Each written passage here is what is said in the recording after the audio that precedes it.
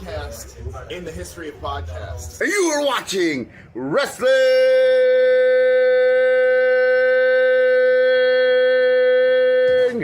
with Savage! But of course, Pedigree, 1, 2, 3, brought to you live by the champ. A last ride straight to hell, a tombstone, a choke slam. Here to give it to you raw. This is Wrestling with Savage. Smackdown, hold the title. This is Wrestling with Savage. What?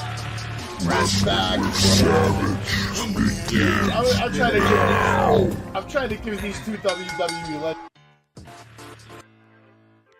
Hey, what's up, everybody? Welcome to NXT 2.0 1-year anniversary. We're here, Wrestling with Savage. We're going to be kicking the night off with Jay. As usual, Tuesday night, we're here. We're covering NXT. How you doing, buddy? This is the #1 critic for NXT 2.0 right here. The #1 sponsor, man, right here. All over Jay. This is it. This is why I you know what? I want to start off, Savage, you owe me an apology. I want to start off the show right here. Sure. I want you to apologize for saying that NXT 2.0 was trash. As you can see tonight, it was all... NXT 2.0 is trash because NXT 2.0 is dead. You see? It's NXT now, baby. Fans don't agree with this you. is the last night. This was a great show right here. It was a great show. I didn't say it wasn't a great show, but the name NXT 2.0, the name is trash. It just needs to be NXT. And if you watch the end of the show, you find out tonight it's over. You didn't see the end of the show? You didn't see Shawn Michaels' message? I saw Shawn Michaels' message. Okay, so then I will say when it's over, when I see it to believe it. But as of now, it's over. Colorful is the #1 show. Nah, it's black and gold, baby. Yes, it is. I want you to apologize. No. You need to start apologizing to all my fans here at NXT 2.0, the 1-year anniversary. What I'd like to do is get on with the show instead of waste time on stupidity and bullshit. You will get no apology from me. Never. Let's go. It's not going to happen. All right. We're going to get a match to kick off NXT. Creed brothers, Brutus and Julius Creed versus Pretty Deadly, Elton Prince and Kit Wilson. This is going to be for the NXT Tag Team Championship of the World. All out chaos to start, but both teams brawling wild. Prince nearly climbs out, but Julius pulls him back, trips him into a hot shot, snap suplex, more brawling. Elton gets powerbombed into the cage wall by Brutus. This looked real nice. Wilson and Creed brawling on top of the cage. Back inside, standing on the ropes, falling down to the apron, and Julian just pops up, hits a moonsault, Russian leg sweep off the ropes on Prince. Back from commercial, Pretty Deadly are working Julius over on the ropes, punching away at him. We get a double suplex off the top of the cage, trying to do the same to Brutus, but his brother comes over and gets under both of them. Double electric chair. We get the double Brutus bomb, Doomsday device. Now, all of a sudden, who do we see? We see nothing other than Damon Kemp make his way down to the ring, climbs the cage wall. Julius meets him, kicks him at the cage until he falls off. But he managed somehow to handcuff Creed to the cage before jumping down. Brutus was fighting them 2-on-1, throwing the champs into the cage wall, pouncing on them, sending them flying with belly-to-belly suplex. He dumped Kit on his head on one of them. That was a pretty dangerous-looking suplex. It looked great because of it, but at the end of the day, that looked real rough to take. He was trying and failing to break Julius free. We get a near fall on Wilson, blocking Elton from crawling out of the ring. Julius now has a grip on Kit. We get an ankle lock from Brutus. Wilson gets away, and they break it up. We get the neck breaker heart attack. Whatever you want to call it, spilt milk. Very close. Pretty Deadly now working on Brutus even more, throwing him to the cage wall a few times, hammering with uppercuts, and then hitting him with the spilt milk yet again. He was overwhelmed, and Pretty Deadly gets the win by pinfall with the, spilt milk, man. And they retain their tag team championships. Jay, what'd you see in this match? Did you like it? Love the booking. How about that? I love how it started off. As a fan, I was excited. I was like, yeah, this is going to be it. It's a cage match and everything. But I was disappointed. I don't know about you. I was very disappointed. I don't know if it's the chemistry between both teams, but I didn't really see a good match. And I'm going to tell you something. What stood out to me? What happened to the UK titles? That stood out to me, #1. #2, if you notice, Pretty Deadly did not do any wrestling maneuvers in this match. They did strikes, kick, headlocks, and then they did their finisher, the spill milk, not once but twice. Overall, this match would have been over in less than 60 seconds if Pris didn't do that botcha, almost fell off the cage, and Julius said it basically had to get his ass up. The match was about to end right there. Let's not forget that. It was just flat to me. I liked how Damon came out, but I knew this was going to happen. I called it last week to you. It happened. There was just no good chemistry. You know, Buddhist had the Buddhist bombs, which, you know, I actually liked, believe it or not, when he did it not once, but twice. And I thought the second time was just way better than the first. So he was impressive. You know, overall, I wasn't impressed by Pretty Deadly. I mean, besides they're selling great like they're supposed to, you know, like they kind of remind me of a Young Hardys just selling like that. But besides that, they didn't really do anything in this match. So for this, I'm going to just give it a 2 because Julius did something impressive. He even called the spot when he said, hey, wait, watch this. And he did that backflip over moonsault, and he just landed on his feet. Right, Prince just busted on his ass. I thought that was great. He called it even before he did it. And I was like, wow, if he fucks it up, he didn't fuck it up. So I give it a 2 just for that because I like that spot. I thought it was good. But overall, what I don't like is Julius calling spots like that corner turnbuckle when Pretty Deadly did the top steel superplex. If you notice, they were there way too long, and he was calling way too many spots, and he also called spots on the mat with Prince. So I'm lucky to just give this 2 on his ad. Yeah, I give it about a 2.5. I won't go higher than that. The match was okay. There was some decent spots, but not, you know, a lot of crazy wrestling here and there. Honestly, I thought Brutus came off looking the best because he was pretty much handling Pretty Deadly by himself and made it look convincing. Yeah, 2.5 for me. And when did I say NXT 2.0 sucks? You always say you never believe in it. You never believe in the stars that we're about to talk about later on. Don't even get me started on that segment. But we'll just what are you talking about? The only star that I don't believe in is Roxanne Perez. We'll get into that later. What other star don't I believe in? Right. Jay, I feel like you're just hating to hate. But we are going to get into another segment right now with Wesley. We are told he was voted to take on Carmelo Hayes for the NXT North American Championship. Von Wagner was in there. He storms off. But somehow Joe Gacy's still there. He's pretty weird and gracious about it. He tells Lee, you know, how he takes the vote and he accepts the vote. You know, he just wants to thank Wesley, I guess, for I don't know. It was weird.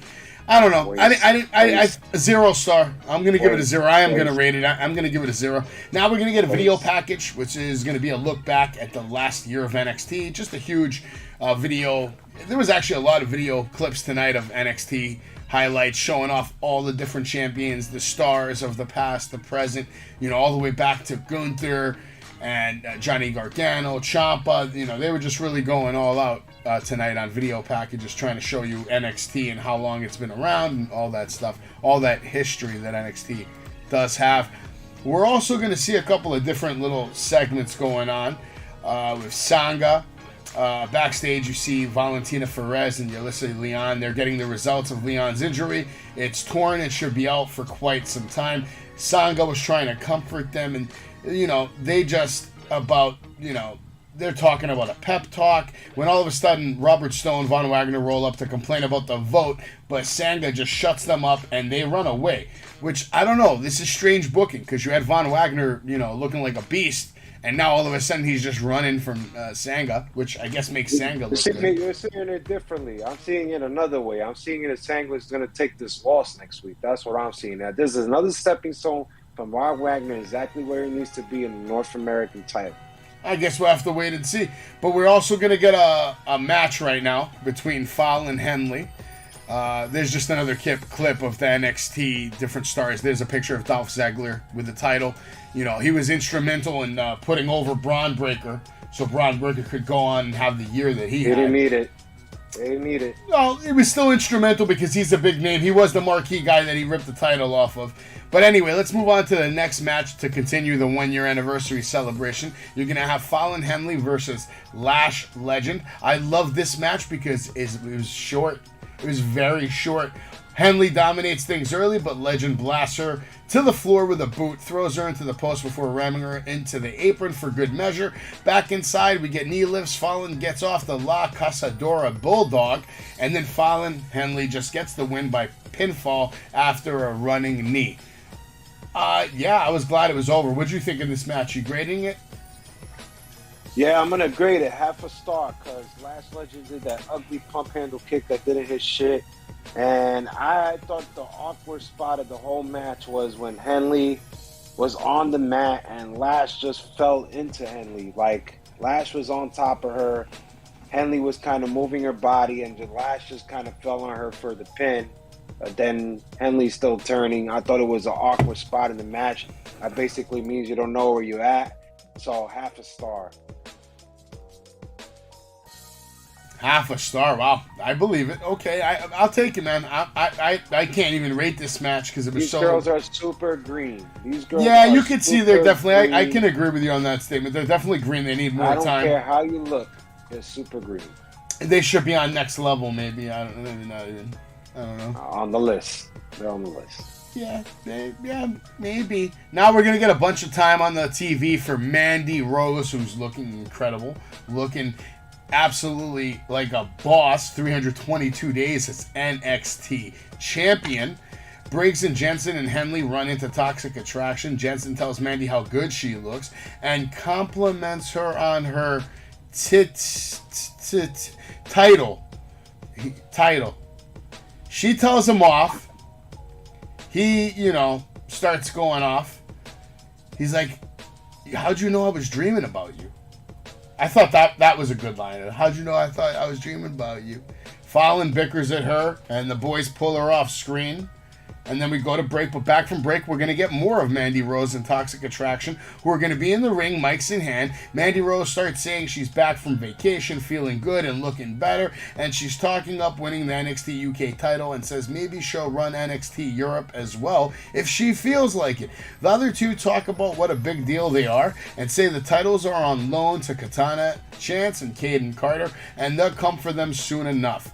All of a sudden, enter Alba Fire. She tells Mandy Rose that if she looks in her eyes, she'll see her demise and the new NXT Women's Champion. She uses her bat to fend off Gigi and JC. Super kick to Mandy. KLR bomb takes her out. You see Mandy Rose also grab her title right away before Alba Fire could grab it for herself. What did you see in this whole segment? From, the backstage, Briggs and Jensen and Henley, and then Mandy Rose with Alba Fire. I felt I was in a roller coaster. I was climbing up. I was loving the excitement. I was loving the view. And then all of a sudden, when Alba Fire came out, it just came crashing down like a big plane. And it was horrible. I hated Alba Fire. I didn't even understand what she was saying, to be honest. No lie. No bullshit. I'm not even being funny here. I really didn't understand what she was saying in this whole promo. I thought the bat pointing to Mandy Rose was it just made no sense. I just don't get it. I don't even get the color of this red bat. I hated it, but I love the part of Toxic. I love Mandy. Let's give credit where credit's due. Excuse me.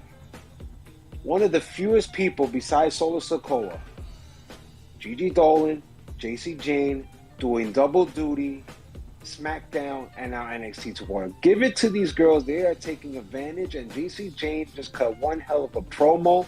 She stood out to me the most. I love it when she says, hey, look, we made those tag titles. If it wasn't for us, ain't nothing. And it's true.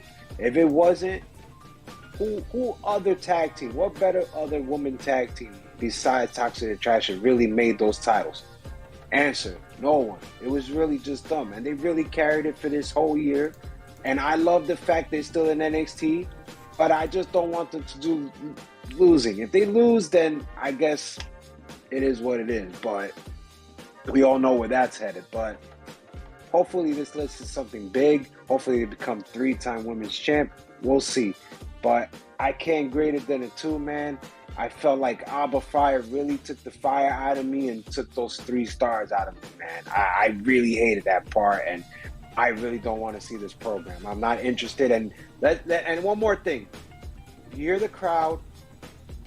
And my sources also saying this too. There was laughter, and I heard laughter too.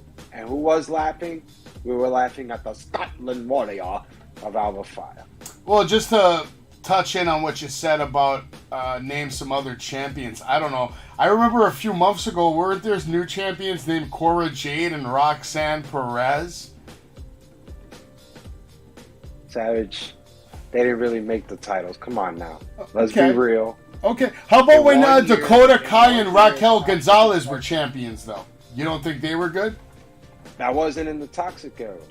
Yeah, but you said they made the titles. Well, how about Raquel and, They didn't make the titles? Raquel and Dakota Kai.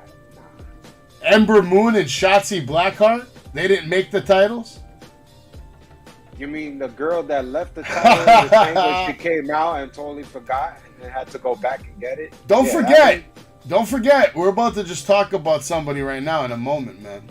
I don't know if you're ready for this video package. And let me just tell everybody, this is the #1 show for NXT 2.0. We get the best reviews because we are #1. We do it better than anybody. For NXT, yeah, I agree. But we're going to get a video package now. Honestly, I actually thought it was a good video package from Cora Jade. I think Cora Jade has a ton of potential. She looks like a future superstar. I've said it before. I'll say it again. If I have to pick between her and Roxanne Perez to go on and have an illustrious, amazing, money-making career, it's going to be Cora Jade. She basically said she was taking over the industry, man. She was, again, bringing up Roxanne Perez, saying she's done with her, calls her a loser, mocks the fans, mocks the locker room. What'd you see? This is your girl, so what'd you see? I'm going to have to take a swig of water for this one. Oh boy, ladies and gentlemen, he's taking a swig of the water. Many, many times, every Tuesday night, if you guys are just new and staying with us, every Tuesday night, I'm always telling Savage, Cora Jade and Roxanne Perez has one of the greatest feuds in history that we ever seen. This is bigger than Steamboat and Flair. This is bigger than Warrior and Savage. This is bigger than Austin and Rock. Okay? Hold on, you cannot. It's my turn, okay? Well, that's why I muted my mic, asshole. This rivalry is just beyond anybody's expectations. I don't think we ever seen anything like this. Cora Jade's video segment right here was amazing. If I could give it more than a 5, I would. She cut a great heel promo. It was not scripted. I love the part where she did all the female rosters, and she took the best word to describe Alba Fire. You know what she said? Alba Fire. Weird. Exactly. That's how I saw it tonight. Weird. Cora Jade's video was awesome. It was a great heel. Let's look at the video clips when Roxanne Perez. I told you, these girls have great chemistry. They are the pillars of NXT 2.0. You may pick one. I pick both. This is the future WrestleMania match. You need to pay attention. You may laugh to all these people. I don't care if the people watching right now. This is a WrestleMania main event match. Cora Jade, Generation of the Day, versus Roxanne Perez. One of the most deadliest moves in finisher history that everybody steals. Let's not forget, including other people from other federations like Penta from the Lucha Brothers, stealing the pop rocks. All right? This rivalry, this video production is being done beautifully.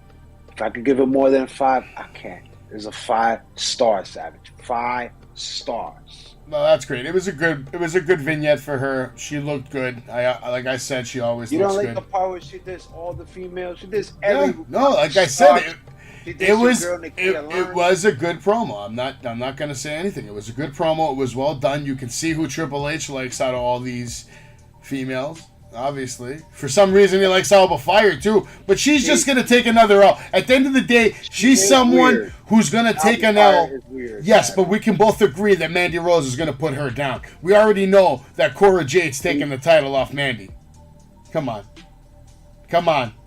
it's happening, Jay. It's happening. 100%. I don't know. It's too early. It's not going to happen today. It's not going to happen at Survivor Series. That's a WrestleMania match. Mandy Rose, Cora Jade. Yes. No, it's a Halloween Havoc match. Nah. It's a Halloween Havoc match. I guess we're going to have to wait and see, because honestly, at the end of the day, right now, this is the most predictable, just like Wade Barrett said, this is the most unpredictable time in the history of this company. And at the end of the day, if you're not watching NXT, you should be watching NXT. There's good programming. They're building great stars. And Cora Jade just happens to be one of them. Now let's move on to someone who's not. Two people that actually aren't. We're going to get a Wendy Chu interview. She says Cora's living in her own world and she's iced everyone out. She may dress like this, but she's a smart person. Lash legend interrupts, rolls up to hijack the interview and complain about her match. Chu tells her off. Lash tries to pull a "don't you know who I am?" And Wendy says the last girl that came up to her like that, she had her lights turned out. I'm not even going to rate this promo because I think they're both fucking delete, and I would put them both on not even the list, just out of the building. Security, don't let them in anymore. They're done. Clear their lockers. Have a nice night. Have a nice life. But you know what, Jay? It's going to go from worse to absolute dog shit. Because we're going to see right now some nonsense that I really don't want to see. We're going to see Quincy Super Diva Elliott joining the NXT arena earlier today on his little scooter. He has a match coming up right now versus somebody named Sean Gallagher. He comes out in what looks like a gold dust copy kind of tight spandex suit, even though he comes off looking like a mini Viscera. At the end of the day, that's the vibe I'm getting from him, like a mini Viscera, from his moveset, the way he works the ring. He's not a horrendous wrestler, but I didn't see anything that like made me say, "Oh, that was impressive." I didn't see anything except what he does outside of the ring. His whole entrance and all that is definitely him. You know what I mean? That's all him. But I didn't see any of that in the ring. Really. You know what I mean? I didn't see his personality come out in the ring. In the ring, he's just copying, pasting big man moves. I haven't seen him adapt any of his personality into his, like, moves. You know what I mean? I wasn't impressed with the match. Elliott was strutting, backing Gallagher into the corner. Sean attempts a wrist lock, but Quincy dances his way out of it, blows a kiss. Yeah, you got that part, but I'm talking about in the actual moves and the moves we saw. There wasn't like a new move that I saw him do. Every move he did was like something we've seen a billion times. Gallagher with the right hand. Elliott returns the favor off the ropes with a corkscrew uppercut, drags him into the corner. And then Quincy Elliott wins by pinfall with the bonsai drop. And I don't know how I feel about the bonsai drop, because that's Yokozuna's fucking move. Rest in peace to one of the greatest of all time in Yokozuna. One of our childhood, icons. We remember him having big moments and big matches. What do you think? Quincy Jones is one of the most flamboyant superstars we have ever had right here. From NXT level up, all the way now, he made it. He got graduated to NXT 2.0. Do I like this? No. Does he have some skills? Yeah, I seen him fought my man Zion Quinn, the premier athlete. So I seen a match of his. But I think what they're doing, they could be doing the same they did for our boy Orange Cassidy. They could be slow playing it, show you a little move here, a little move there. So just to get us a little more intrigued in this person. But you know, it's him. I'm not a fan of it. But hey, they put anything on TV. I mean, let's not forget we saw No Way Jose for God knows how long. A little more than we No Way Jose was better than this guy. Come on now.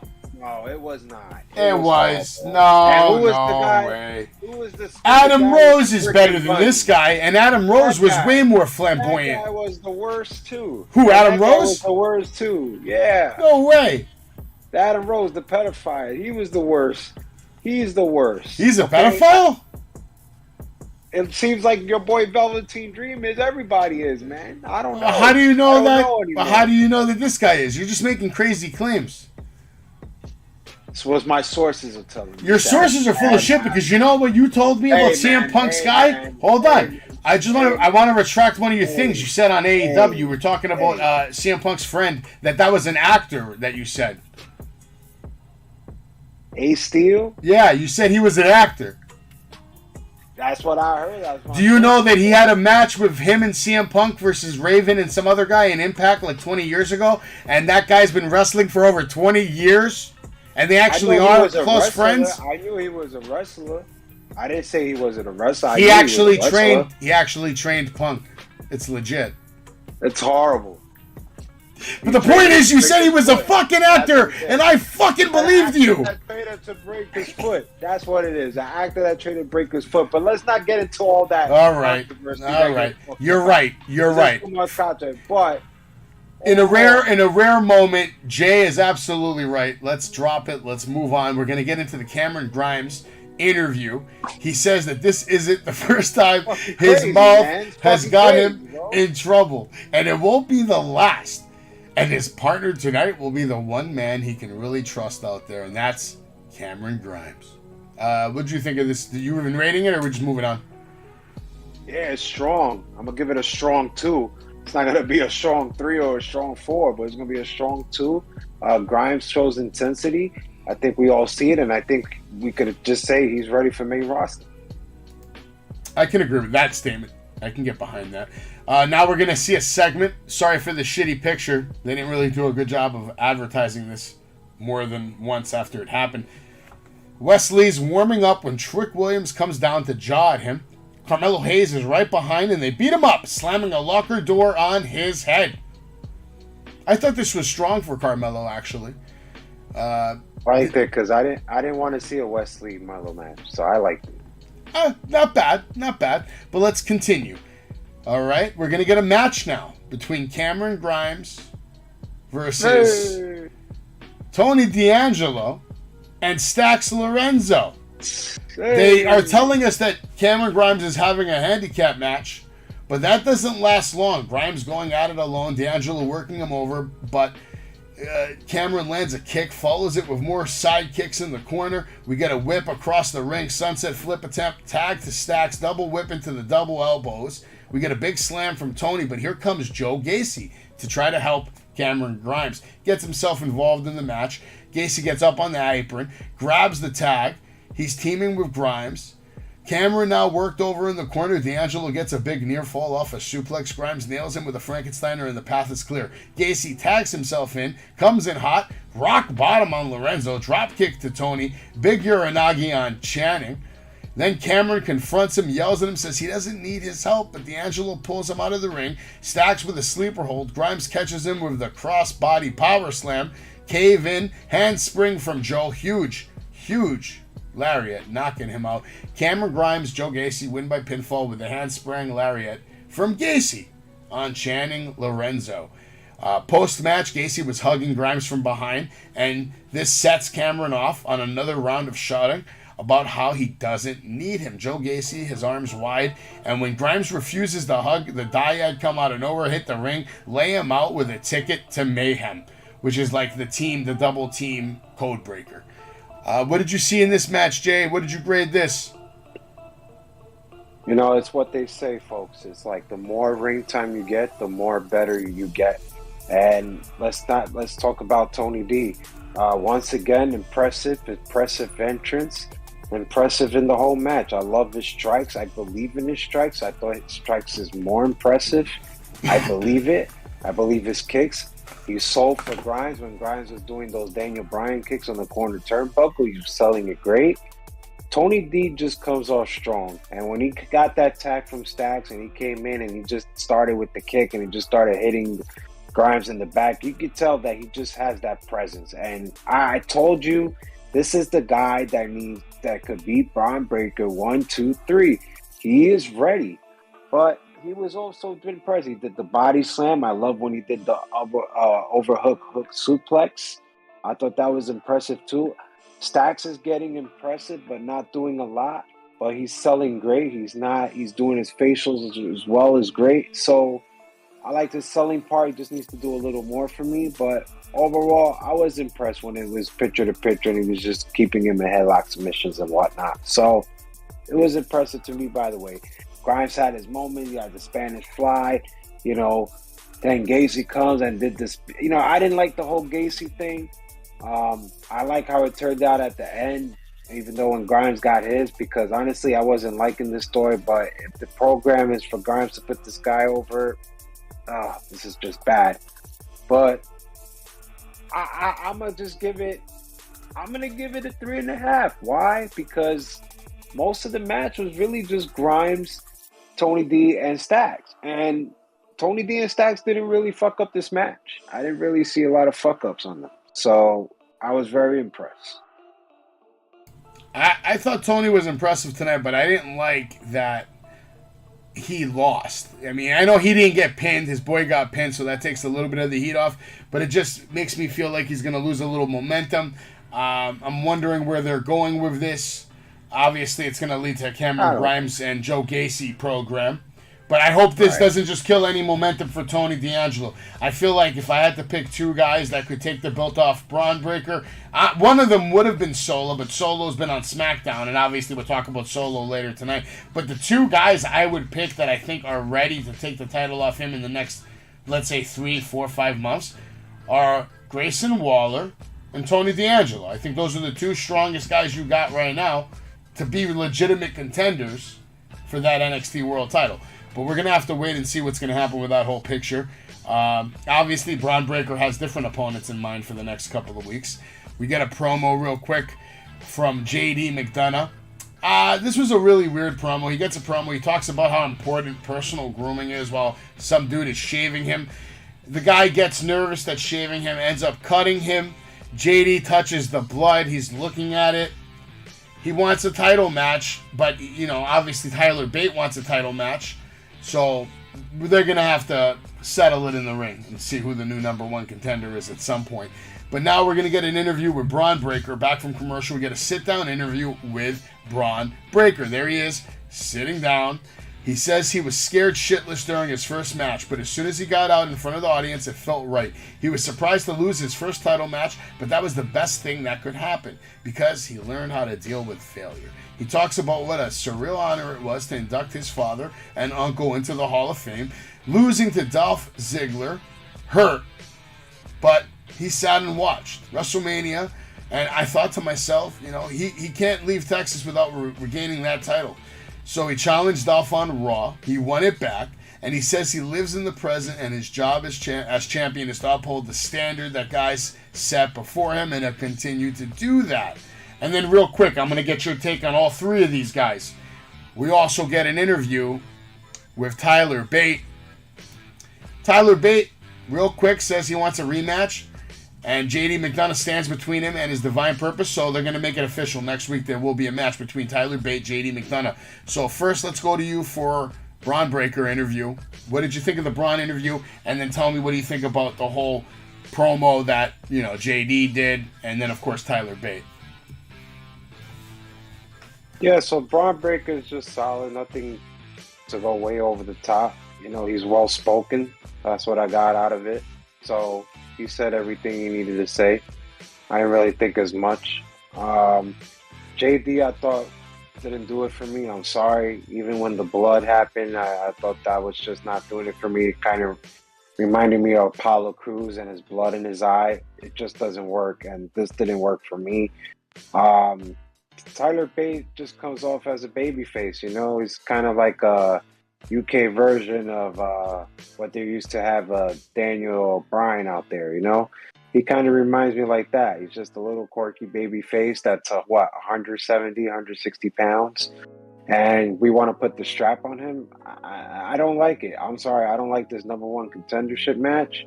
I don't think these two should be going at it. If I had to pick, it'd be Tyler Bate. But in reality, I don't want to see Breaker and Bate too. I really don't want to see it. I think it's going to be a bore. I think we just need to put Tony D in this, but it's not going to happen. Breaker interview, I'll give it a 3. Like I said, it's just solid.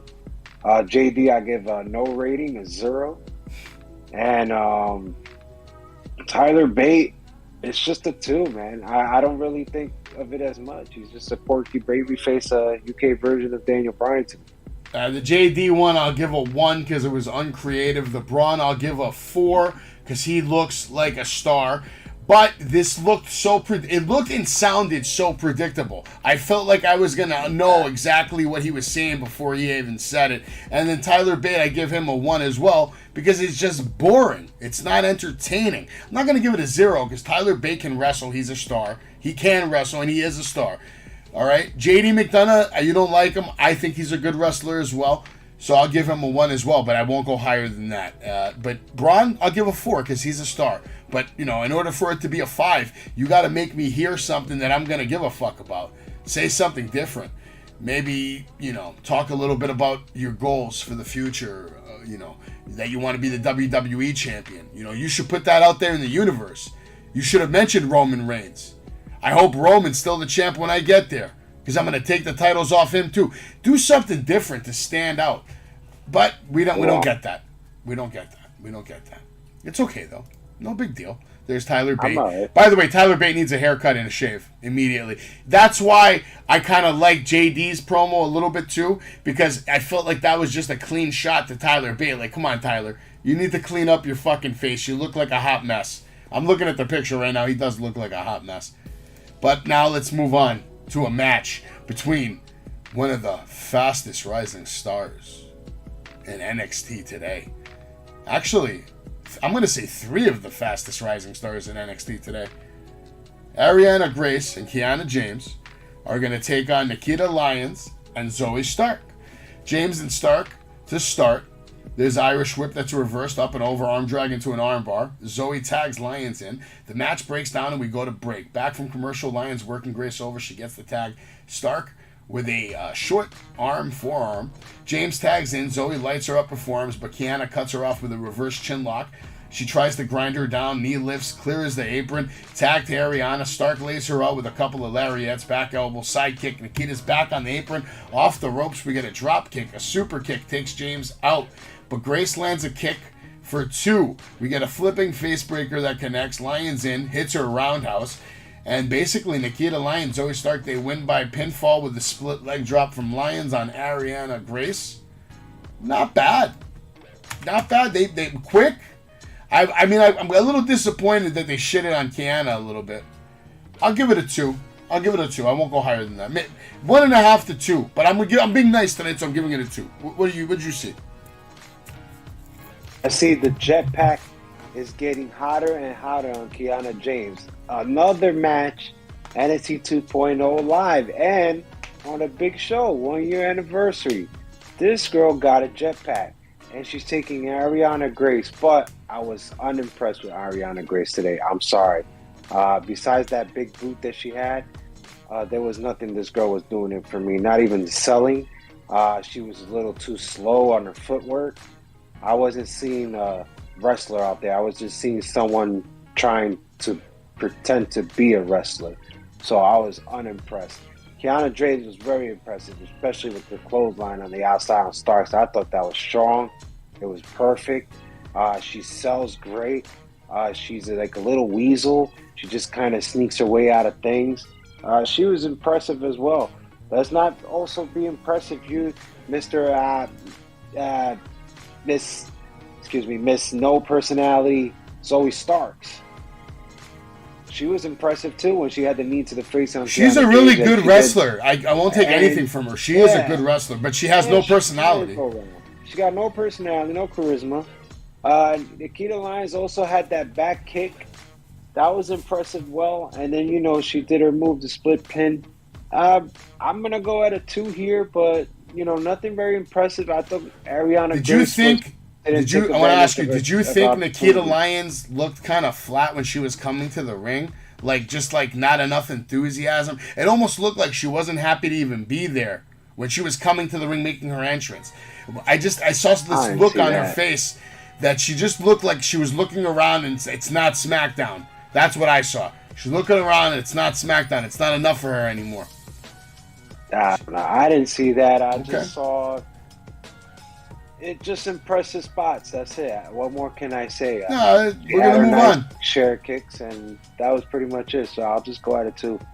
Copy that. We're going to move on. Malik Blade and Idris and Ulfi were talking about what happened to Cameron Grimes in the parking lot. And then the Dyads just attack. Security swarm pulls the two teams apart. And you have Hank out there. They tell Hank, hey, you have a match tonight, so don't worry about it. We got this covered for you, buddy. Now, we're back from break. And we're going to see Grayson Waller is being interviewed backstage. They're talking about who's going to be the superstar of the year, and they're naming the final four. They're saying it's Toxic Attraction, Carmelo Hayes, Nikita Lyons, and then Waller interrupts to celebrate, but is informed that actually Braun Breaker is the fourth winner of the fan vote for Star of the Year. He says Braun has been ducking him all year, and when he gets his shot, he'll win the title. I thought this was strong. I'm giving it a 5. I like Grayson Waller. I think he's headed for that title shot, man. I can't go a 5 here. I know Wow. it's Grayson Waller, but we all knew who was going to be like the final four, right? But I didn't really think Grayson said anything to wow me, but he was good, and I'll go at a 3. I went 5 because I love the statement at the end. When he gets his shot, he's going to win the title. And I believed him, man. He's cocky. He's arrogant. He's better looking than The Miz. I don't know. I think he's got a future. Got a future. Now we're going to be seeing footage of Wesley getting treated backstage as we go to break. So he looks real questionable for tonight. You know, they're saying this match is not going to happen more than likely. He's probably done. And then we're told Oro Mensah arrives next week. I see like a little video of this guy. No idea who this guy is, but he's arriving next week. Oro Mensah. So be on the lookout from that. Now we're going to get a match between security guard Hank Walker versus Javier Banar, but whatever his name is, Big Body Javi. They're circling the ring. Big Body Javi goes for the test of strength, and Walker takes the bait but breaks free of the knuckle lock immediately. Javier with a go behind and a punch to the neck. Hank charges in, gets caught in a headlock, trying to suplex his way out of it. Eventually he settles for stampeding Javier into the corner. Now Javier into the corner again. Across the ring, Javier catches him with a low drop kick, leg kicks and forearms, front chancery, whatever that is, to grind him down. But Walker throws him across the ring, smashing Javier's face into the turnbuckle, scooping him up. Javier then slips out, gets a reverse chin lock. The Irish whip is reversed. Luther's press into a mounted punch. Hank takes his shirt off. We get a stinger splash, another Irish whip, another stinger splash, off the ropes, flying clothesline lariat. It's over. Hank Walker wins by pinfall with the flying lariat. Who the fuck are these guys, and why are they on the 1-year anniversary show? This is horrible. This is no grade, 0. No interest whatsoever. And the fact that the fans actually popped for Hank Walker. Is Hank Walker really just a security guard? That's all he really is? No, it's just pretending, which is why this is bad. This is all bad. We need to move on from this. Just like that actor that trained CM Punk. Sure. Hank Walker wins by pinfall with a flying lariat. And we're going to get more video celebrating the NXT's 1-year anniversary. We get a video package highlighting the various special entrances NXT 2.0 has had over the past year. Okay. Now we're going to get a real quick promo from Carmelo Hayes and Trick Williams. They're walking backstage talking about how you can't vote in greatness. And then we're going to go to break. And they're going to also tell us that Sol Luca... coming soon, we got another Sol Ruca right? Sol Ruca vignette. She's a surfer chick. She's very athletic. She's doing all these flips on the beach. Did you like the vignette? She was talking too. Oh. Nothing, right? Not impressed. Not impressed. Nobody that. Cares. Copy that. Then we're also shown that NXT past superstars were giving props to the 1-year anniversary. We see here this Finn Balor. Congrats to all the WWE NXT 2.0 on a fantastic year. Be proud, but don't get comfy. Finn is never far. We also see one from Johnny Gargano. Congratulations to the team on the 1-year anniversary. It's been fun to sit back and watch the growth of some extremely talented and hardworking men and women this past year. The opportunities are yours for the taking, and the future is bright. Yeah, little Johnny Finn Balor on NXT. And then we're going to go right into the Superstar of the Year. Commentary hyping up next week's matches as well.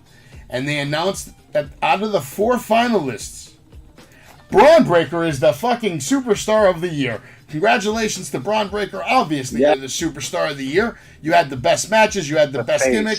You had the best run. Great move set. Everything looks good. You don't have a compilation of botches. Face of NXT. Face of NXT. That's it. He is.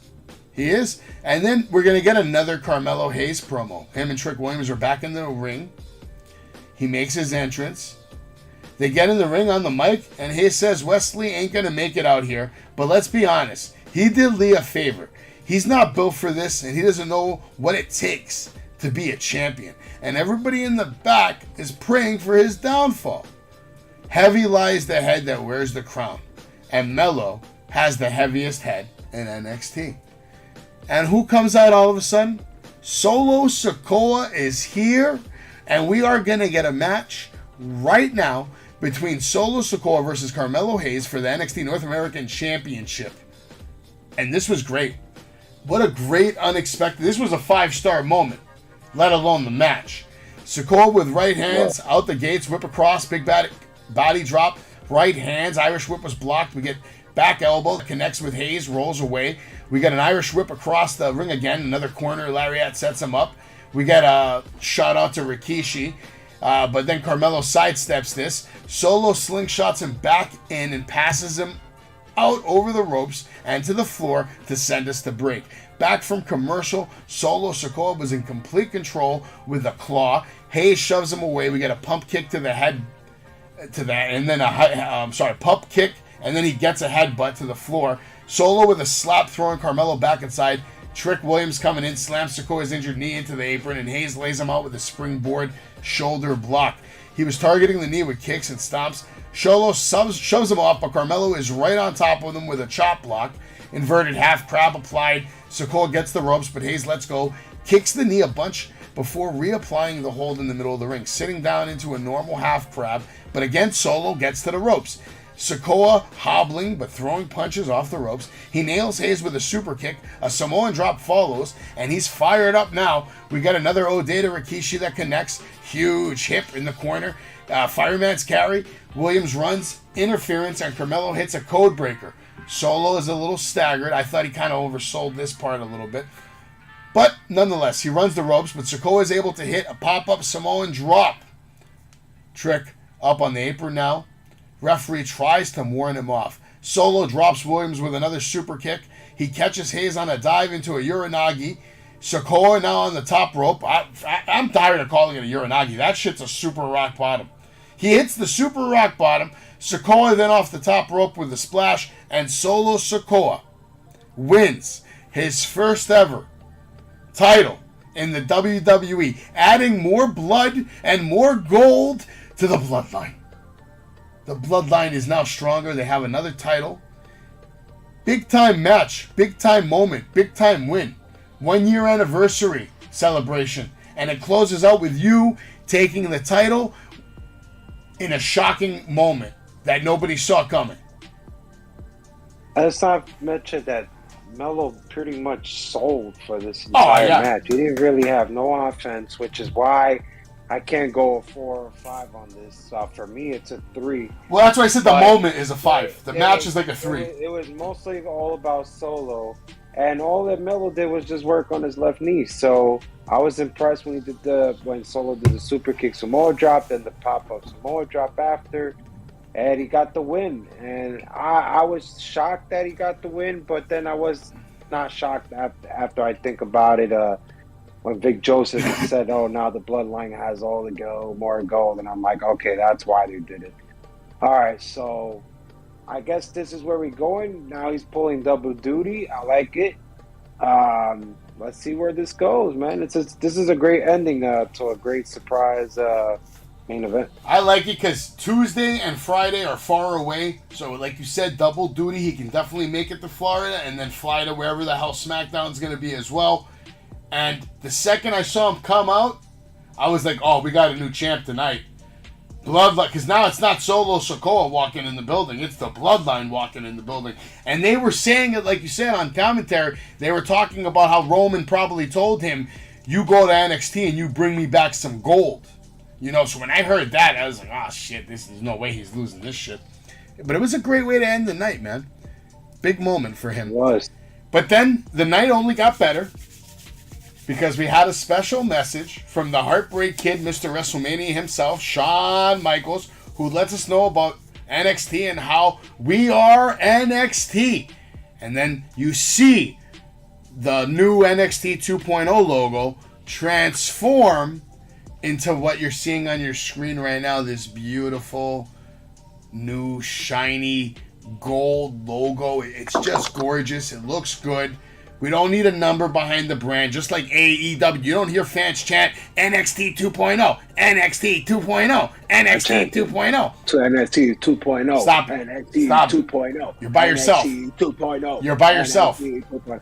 All the fans behind me are with me. Well, Jay, I know it devastates you that I was right yet again, because I told you this was coming. I told you the black and gold was coming back. And Triple H is running the show now. You have to know that. You have to know Listen, it's coming. Savage, if you want to bring 40-year-old wrestlers back and have... No, I didn't say that now. I didn't say that now. But you got to admit, the black and gold was around a lot longer than NXT 2.0, okay? And I think NXT 2.0 is a knock on NXT. So I'm glad they're going back to their roots. It's an upgrade. These are the superstars, man, that are going to run NXT, man. Yeah, for you too. I think the problem is you have too much beer in your diet, just like the shirt says, and you're thinking... Here's water, baby. Yeah, I don't... Well, your diet, obviously, who eats at night? No one's eating at night. Premier show. 2.0 is over, baby. Never. You wanna make a friendly bet? I don't bet on passion. No, we're gonna bet on like food. Nah, I don't bet. Come on, man. This is my passion.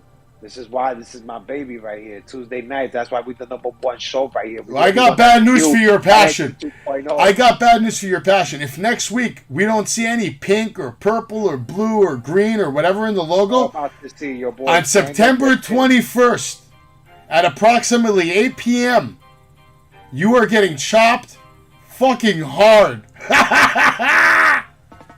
All my sources will call the cops immediately once it would happen. Don't even think about it, Savage.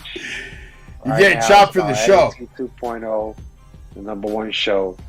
Tonight. 2.0 is dead, man. I'm going to go at a 3 tonight. Well, listen, man, you got about 7 minutes left, so I don't know. It's on you. What do you want to talk about for 7 minutes?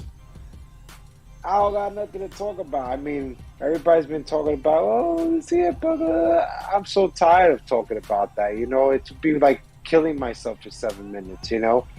I loved how everything went tonight. You know, tomorrow's a big episode 100. You know, tomorrow's a big day. Shout out to my son. His birthday's tomorrow. Happy birthday. Happy birthday, big boy. But you know, besides that, I mean, what else? What can we talk about in wrestling news? Did you hear? I hear, the Young Bucks and WWE and all this back and forth. You know, I think people just try to put so much speculations and these rumors and conspiracies that is not even true at all. It's just, you know what we could talk about? How I was 15 minutes shy of getting a fucking picture with MJF. You didn't make it, man. I didn't. You slept on the phone. You were like, because he posted it like after he left. Unless you were to pay that guy and be like, hey, look, tell me when MJF comes, I'll give you 100. I told you, I think I'm going to go just sign up for the month, and I'm going to go work out around the same time he does. Yeah. Nah, man, just go to the guy and be like, listen, I know MJF trains here. What day was today? Listen, what day was today? Today's Tuesday. Today was Tuesday, so that means next Tuesday at 11 o'clock, he might be there. Again. I would just give the guy $50 to let him know, $50? like, hey, look, yeah. Be like, listen, He's here right now. He's here right now. Okay. I'd rather go work out a little bit, man. Try to get some more muscles You and will. shit, man. That's what you're gonna Some do. muscles, You're man. gonna get in your clothes and you're gonna be there and you're gonna talk to him. Be like, hey man, how are you, man? Yeah, man. He might call you. The only reason I just drove over there, like straight up, is because literally, this is the last chance you're gonna get to meet this man before he becomes the AEW World Champion. Let's talk about Shop AEW and how they're taking long on delivering my shirt. They You suck. motherfuckers. They suck. You better fucking deliver this shit or I'm canceling it. Well, it's now September 13th. We have 8 days to receive our T-shirts, and the chances that we I'm get nervous. them, I feel like it's 50-50 nervous. right now, right? I'm nervous. I'm super nervous, man. It's been 3 days. This is the 3rd day. 3 days. I've ordered it on like the 5th. Friday, right? Oh, I ordered mine Friday, but I ordered it early, like Whenever I before sent you that 5 o'clock. screenshot of the picture I was gonna get, that's when I ordered it. Literally 10 minutes after that. They say it takes 5-6 days to process, man. Bro, $35. Like, it's insane, bro. $35. I just need it. I don't want to be like last year. Well, actually, man. wasn't it I more? I think it was like $39. It's a I fucking ripoff, man. With taxes and shipping. Man. Yeah, but you know, Yeah. these guys charge way too much money, man. It's not cool. It's not cool at Even all. Gilch ordered the same shirt, and he's like, I don't think I'm going to get it either. He's like, I don't think I'm going to get it either. He's not getting that shit. I don't think I'm going to get it either, man. I don't think I'm gonna get it either because honestly, when I ordered the Hangman shirt, that shit took like 3 weeks to come, Jay. 3 weeks. Yeah, see, it's too long, man. Fuck. I don't think it's gonna come. I'm gonna have to buy But another shirt that night. That's not our fault, man. They just put MJF shit after that all out, man. It's not even our fault. Yeah, no, that's true. That's true. We had to wait a while. All out was on the 4th, right? Yeah, it was like the 4th or the 3rd. Yeah, some I shit think like it was the that. 4th because Clash of the Castle was the 3rd. Then we had All Out. Then we had all the nonsense with CM Punk. It's like you said, it's been 10 days of the CM Punk bullshit. Blah, blah, We'll blah, see, blah, man. blah. I'll be fine. Anyway, there was someone that made a comment saying that CM Punk made one comment to somebody, and he said if anybody gets fired, there's going to be a lot of lawsuits. Ah, man. It's like I said, man. It's all speculation at this point, man. You know, you just got to think of the professionalism and all those people involved. They were unprofessional, man. Well, that's for sure. I'll tell you what's professional. Driving in my car and listening to Sirius Radio, and all of a sudden a Ric Flair commercial comes on where he's advertising Viagra. And he says, woo, if you want to have the best time of your life, make sure you take this tonight. And my man Ric Flair, 77, whatever years old, still doing fucking commercials on the radio, making money. man. Make that money, Ric Flair. He needs that money. Shit, I would have been a millionaire retired, bro. I wouldn't even be doing all that silly shit. Nah, he has to because his lifestyle is on another level. He's always spending money. Always spending money. He can't live. You know what it is? He's like my grandfather. With my grandfather, he couldn't have money in his pocket. It burned a hole in his pocket. He had to spend it. Or give it to somebody. Give it away. But anyway, that's it for NXT. I'm sure you're going to be back tomorrow for AEW Dynamite. There's going to be a lot to cover tomorrow night. You're going to have 100. Bryan Danielson. You're going to have Moxley fighting. You're going to have Sammy Guevara fighting. You're going to have Chris Jericho fighting. And we're going to find out what's going to happen at Grand Slam. We get a lot of answers tomorrow night. Make sure you don't miss it. The live coverage will begin 10:30 p.m. sharp. Follow us on Instagram, TikTok, Facebook, YouTube, Spotify. And, of course, you should start watching NXT more often because NXT is a great show. Most of the times it's better than AEW and Raw. Not all the time, but sometimes. Anyway, guys, I'm glad I was able to keep this under an hour. Jay, thank you for joining me. We will see you tomorrow night. Everybody have a good night. God bless. Shout out to Gilch. Shout out to Crittext. Shout out to Dave. We'll check you guys next time. This has been Wrestling with Savage, episode 99. And tomorrow night, we're going to go live for episode 100, baby. It's a big night. And don't you fucking miss it. Wrestling with Savage. Out. In the history of Podcast. And you are watching Wrestling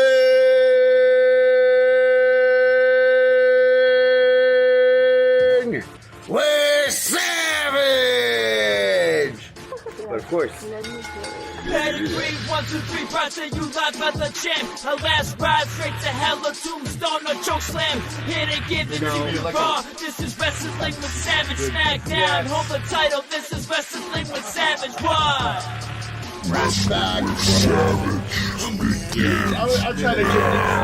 I'm trying to give these two WWE legends.